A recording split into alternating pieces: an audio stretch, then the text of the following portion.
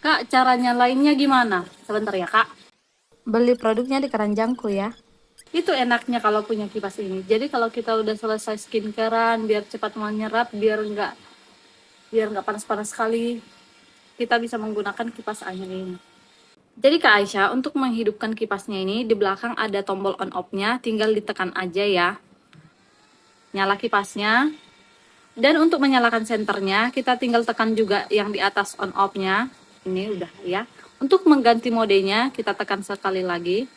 Sekali lagi. Kalau sekali lagi kita tekan, mati. Ini untuk kabel charge-nya ya, Kak. Untuk di bagian depannya ada senter. Di sini ada LED display yang menunjukkan kecepatan angin juga baterainya. Di sini ada tombol plus dan minus untuk menaikkan kecepatan angin dan untuk menurunkannya. Kita beralih ke bagian bawahnya ini. Di sini ada cantolannya ya, Kak. Nah, yang bisa kalian cantolkan ke tali tas contohnya. Untuk di bagian bawahnya ini udah ada anti slipnya ya teman-teman. Ini yang versi nylon, yang ada gambar nylonnya di kiri kanan dan juga depannya, dan ini warna kuning cerah. Kecepatan anginnya 10.800, baterainya 4.000 mAh, tahan sampai 12 jam.